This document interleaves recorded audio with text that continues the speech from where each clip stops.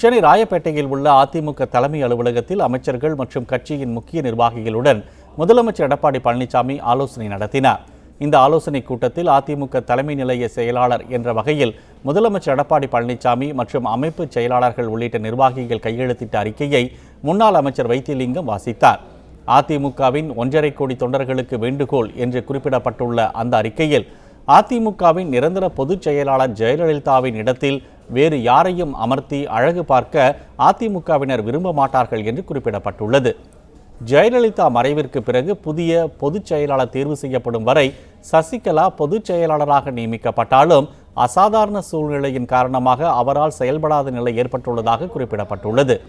மேலும் அவரது நியமனத்தை ரத்து செய்ய கோரி பல்வேறு நபர்கள் இந்திய தேர்தல் ஆணையத்தில் வழக்கு தொடர்ந்துள்ளதாகவும் அதில் கூறப்பட்டுள்ளது.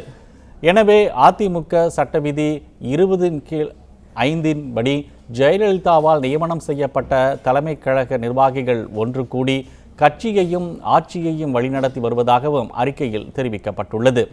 எனவே ஜெயலலிதாவால் அதிமுகவிலிருந்து அடிப்படை உறுப்பினர் பதவியிலிருந்து நீக்கப்பட்ட டிடிவி தினகரனை மீண்டும் அதிமுகவில் சேர்க்கப்பட்டதாக குறிப்பிட்டு கடந்த பிப்ரவரி 15ஆம் தேதி துணை பொதுச் செயலாளராக நியமனம் செய்யப்பட்டது அதிமுக சட்ட விதிகளுக்கு புறம்பானது என்றும் அறிக்கையில் தெரிவிக்கப்பட்டுள்ளது.